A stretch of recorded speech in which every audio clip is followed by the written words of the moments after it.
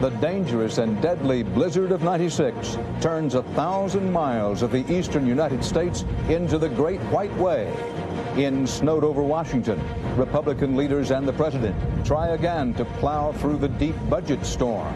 And a CBS News reality check on First Lady Hillary Clinton. What was her role in the White House travel office troubles and the Whitewater real estate deal? This is the CBS Evening News with Dan Rather. Good evening. Blowing, snowing, and biting bitter cold. The great blizzard of '96 isn't over yet tonight, but it is already the worst such blizzard to hit the eastern United States in at least 70 years. It may be the worst snowstorm of the century, and storm-related deaths are mounting. From Kentucky to New York today, at least 2 feet of snow hit the ground, with some areas reporting 3 feet. Philadelphia had a record 30-inch snowfall with drifts everywhere much, much higher. And this 1,000-mile storm is now tracking on up to New England tonight, with Massachusetts now getting some of the worst of it, especially Boston and south, as the storm heads off Long Island on up to Cape Cod. Official states of emergency were declared in all or parts of at least 8 states up and down the eastern part of the country, as travel by plane, train, or automobile ranged from difficult to dangerous to forget it. Richard Threlkeld begins our snow blanket coverage. The blizzard of '96 wasn't just nasty, it was a killer. At least 23 deaths were blamed on the storm, most of them in traffic accidents like this one in Kentucky. People who went driving soon wished they hadn't. This was Spartanburg, South Carolina. I think the roads are awful. If you don't have to drive, don't get out in it. I was told not to, and I didn't listen. Florida was no escape. There was ice on the orange crop, and nothing much was flying out of Orlando. They're telling us we're stuck here for 2 days with children. No clothes, no changes, and nothing to sleep in. This is one hell of a vacation. In fact, nothing much was flying at all. Major airports throughout the East Coast were closed till at least tomorrow, including Newark's. I've been here since 9 o'clock Sunday morning, and I can't get out. No hotels, everything's booked. Even the Concorde got stuck up in Maine. Winds whipped the sea into flood tides along the Massachusetts coast, and in Ocean City, New Jersey, too. But it was mostly the snow. Like the Energizer Bunny, the blizzard just kept going and going. In Philadelphia, they started dumping it into the Schuylkill River just to get rid of the stuff. In New Jersey, among other states, the National Guard was sent out to help stranded people. The weather looks pretty bad, but we're still managing. That's the reason we're here. School and government offices were mostly closed. Even the post office stopped delivering mail, but some people went to work. We're like the postman. The rain, snow, sleet, or hail will not keep us away from our jobs. That didn't mean people wanted to go to work. In Boston, for instance. You ever seen anything this bad? Oh, I can't believe it's so much snow. I hate it. I would rather stay home and eat worms than deliver milk in this weather. In New York, the stock market opened late and closed early, but it opened. Still got to, keep the market open. Lifeblood of America. And if you stopped to look around, it was actually kind of pretty. Atlanta looked like a Christmas card. In New York, people improvised to get from here to there. The streets of Manhattan looked like pedestrian malls, and a sort of pleasant anarchy prevailed. The whole city's on a holiday, so it's an impromptu holiday. It's nice to see a little nature here in New York City. Well, there's more nature on its way. Another snowstorm's due in the east the end of this week. As they say here in the Big Apple, enough already. Richard Threlkeld, CBS News, New York. The big bad blizzard in the east left thousands of travelers stranded elsewhere. From Chicago's O'Hare to Miami International, travel was badly snarled as flights to or from the East Coast were canceled or delayed. Here's more on airports that are closed. Richmond, Virginia, and Boston are closed indefinitely. Washington, D.C. and the New York City airports shut down until at least noon tomorrow. And Philadelphia's International Airport is hoping to reopen for flights tomorrow morning. The city of brotherly love was especially hard hit by the blizzard, with the heaviest recorded snowfall in all Philadelphia history. Emergency workers who tried to help the stranded wound up needing rescuing themselves, as we hear from Jacqueline Adams. States of emergency continue in Pennsylvania, New Jersey, and Delaware. Officials report at least 3 weather-related deaths. Philadelphia's record 30-inch snowfall did convince most drivers to stay off the roads. But emergency workers who had to be out had problems enough for everyone. Never see a police vehicle stuck. Unbelievable. This morning, a third of the city's fire engines and almost half of its medical units were trapped on snow-covered side streets. Officials say that so far the shortages have not jeopardized service, though engine company 45, for one, was marooned for nearly 12 hours. Well, the tow truck came by and said that we might have to wait for the National Guard to get here to help us out. What with a dozen or more Army vehicles, National Guardsmen did rescue engines and officers. So I was stuck at a 12th and Morton in South Philadelphia, and the National Guard vehicle hooked me up to a winch and pulled me right out, freeing them to help motorists who might be excused for ignoring the governor's ban on driving. You don't speak English? All right, just forget it. But in this district, like many, only a third of the police cruisers made it out of their parking lots. I'm probably here till further notice until they release us. You don't know how many shifts you're going to work? That's about the size of it. Some officers believe they may be in for the long haul. It could be Friday before their snow emergency ends. Jacqueline Adams, CBS News, Philadelphia. Farther south in the nation's capital, every house was a White House, and today's act of nature had the ultimate veto power over Congress, the president, and just about everyone in sight. Bob Schieffer has the latest on Washington and the government running on empty. No disrespect to the politicians, but when it comes to shutting down the government, no one does it better than Mother Nature. Everywhere you looked, Washington was frozen in today. In the suburbs, nursing home patients were evacuated when the roof collapsed over their cafeteria. Luckily, it happened between meals and no one was hurt. 200 people spent the night on a metro train stuck in the snow. No injuries there either, but had there been... Right there when the people were getting off the train, there's a lawyer passing out cards. A lawyer just passing out cards. Just before the storm hit, ironically, the president had unveiled a new plan to balance the budget, and Republicans had agreed to reopen the government for a while. But today, the legendary corridors of power were deserted, and Republicans who did straggle in were having second thoughts about the president's plan. We were asking the president to put something on his plate, and we're glad he did. Unfortunately, what he put on his plate is a turkey. So do you think there's a light at the end of the tunnel here?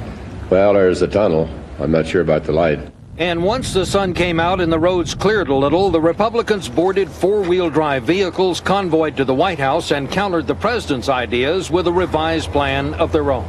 After 2 hours of intense negotiating, and that means there have now been 25 hours of face-to-face budget talks, a White House spokesman said we are reaching the point where this will be resolved soon or not at all. It is not going to drag on for weeks and weeks. Bob Schieffer, CBS News, Washington. There was more than one way to get snowed by the blizzard of '96. In a super sales pitch more than 3 weeks ago, a Manhattan car dealer took a big gamble. He promised that if more than 4 inches of snow fell in New York City on January 8th, any cars leased from him between December 22nd to January 2nd would be free. This is what it looks like outside the dealership today. January 8th. About 120 drivers took the dealer up on his offer, hit the jackpot by signing the leases. Checking the fine print, though, customers still have to pay the sales tax. Are you from Jersey? Bill Geist, a Midwesterner now living in New Jersey, knows a snow job when he sees one. That story later. But right up next, a reality check on Hillary Clinton, the White House Travel Office, and Whitewater.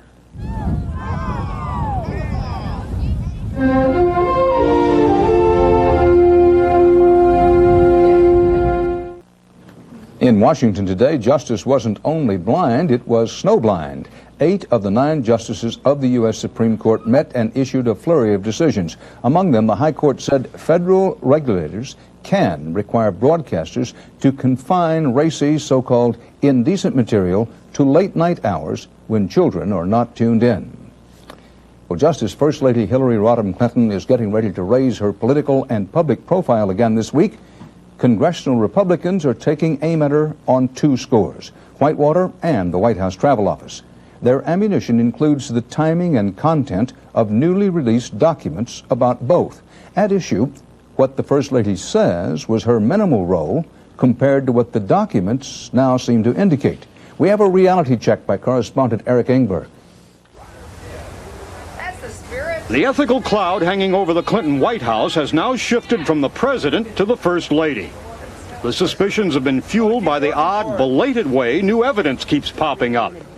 For example, Mrs. Clinton has insisted that her own work for a failed Arkansas savings and loan that's the subject of a criminal investigation was minimal. The young attorney, the young bank officer did all the work.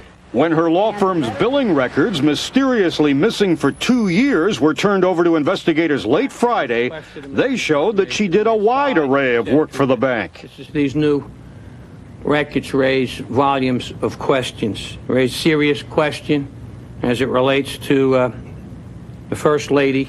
All this comes mere hours after the disclosure of another document that could be viewed as damaging to the First Lady's credibility. When the 1993 firing of the White House Travel Office staff touched off a controversy, the White House insisted to investigators Mrs. Clinton played no role. But a memo by key aide David Watkins, found in the White House files almost 2 years after the fact, says it was she who ordered the firings. The White House engaged in a cover-up of the true story of the Travel Office firings right from the start. The White House scoffs at allegations of a cover-up in either case. Look, there are people around here who think Hillary Clinton is responsible for the weather outside. But the latest document follies have only fueled Republican suspicions that after Vince Foster's death, his files were tampered with, and that Mrs. Clinton may have been in on it. And then there's the question of whether or not files were destroyed deliberately and withheld, files that may have been in Mr. Foster's office. The White House claims Republicans are targeting Mrs. Clinton for political reasons. The controversy comes at a bad time for her. She is due to begin a high-visibility election year book tour later this week. Eric Engberg, CBS News, Washington. Still ahead on the CBS Evening News, a brilliant career as a Navy pilot snagged by tailhook.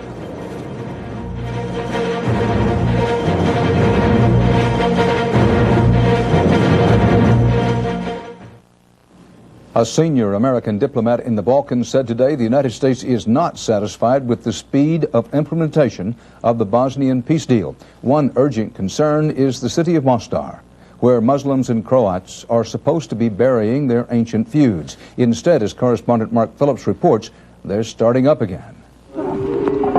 This wasn't the way the peace was supposed to be in Bosnia. Another funeral, another grieving family. And the sound of gunshots, these in salute to a policeman, the latest victim of renewed shooting in the town of Mostar. The shots that killed him were full of foreboding. They were fired across the confrontation line in Mostar, where some of the bitterest fighting of the war took place. Now NATO forces are patrolling the line because there have been 4 shootings, causing 2 deaths and 2 serious injuries in the past week. Here, the war was between Muslims and Croats, who are now supposed to be allies, part of the Bosnian Federation, but who are shooting each other again.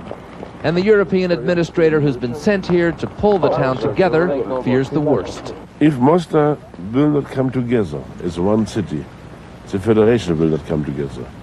You're saying if it can't work in Mostar, then it can't work in Bosnia, and if it can't work in Bosnia, then there can be no peace. Yeah, that's the point.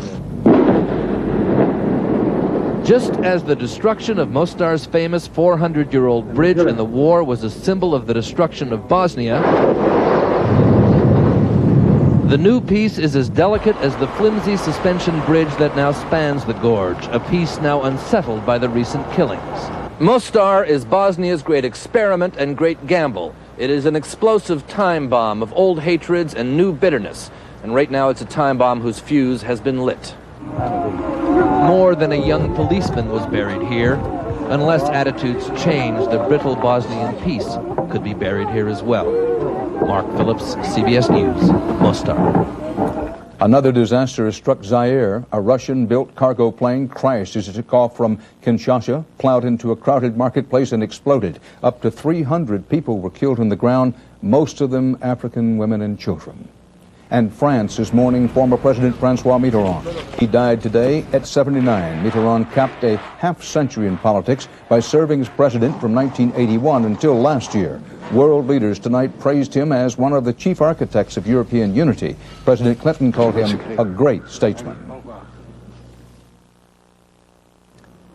It's been more than 4 years since the infamous tailhook incident where Navy flyers harassed and humiliated women at a Las Vegas convention. The formal investigations are all over, but the consequences are not. Correspondent David Martin reports tonight on the latest to suffer for the sins of tailhook. Commander Bob Stumpf was one of the Navy's high flyers, a former commander of the Blue Angels and a veteran of combat missions over Iraq. Just 2 weeks ago, he was getting ready to take over a carrier air wing. One more stop on a career that had Admiral written all over it. Big day ahead. Yeah, it's a big day. Today, Stumpf sits at a do-nothing desk, wondering along with many of his fellow officers how he could have come to such a dead end. We're being punished unjustly because of the climate that exists following tailhook. Stumpf attended the infamous tailhook convention 4 years ago. He was never accused in any of the sexual assaults that occurred there, but he did go to a bawdy party. They picked up the Las Vegas phone book and hired a couple of strippers to come in and dance around. At the time, Stumpf thought it was no big deal.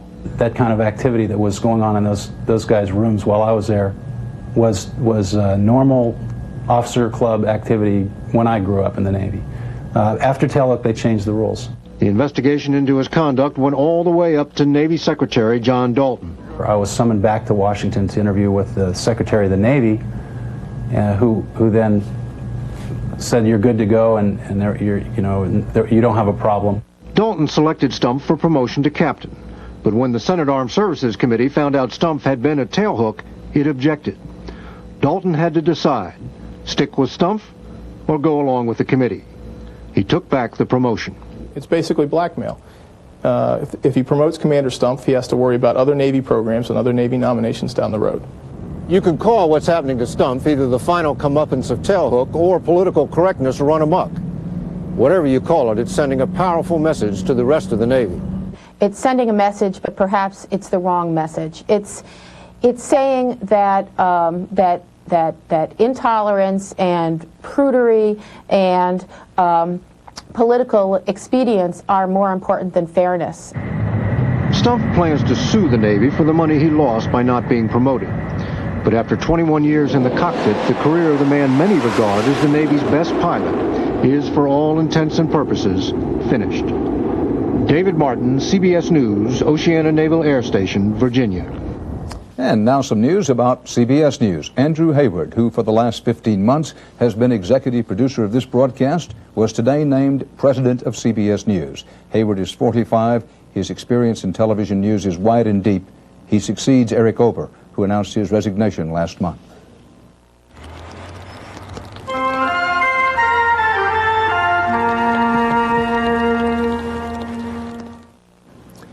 We leave you tonight with one person's take on this blizzard that ate the East.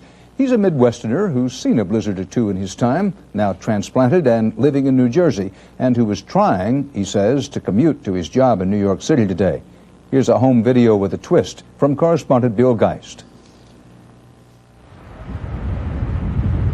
We awoke today to the sound of wind howling and futile plowing. A blizzard of 96, now being described as one of the most powerful storms of the century. But you know how newscasters are. They always exaggerate everything. How bad could it really be? Well, milk was sold out at the store.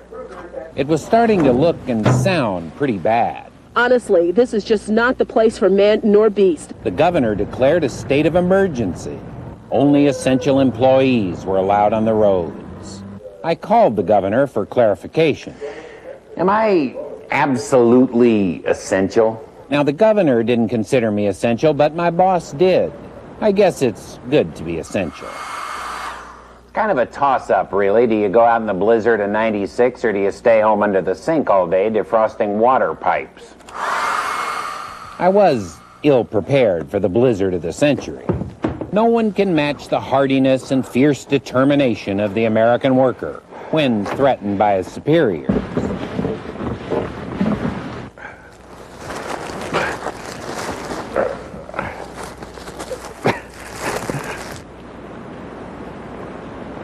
I don't see too many other people going to work today. I think the only things open are essential services like the hospital and the video store. But all they had to rent yesterday was Waterworld. So you guys came down here to get bagels on your skis or what? Just a glass drink of water? Skied in for bagels. But the bagel truck was delivering all day today. Because bagels are essential. You need them to live. They told everyone to take public transportation. But at the train station, there didn't seem to be any. No trains, no buses. Essential employees would have to take to the roadway. Four-wheel drive, no problem.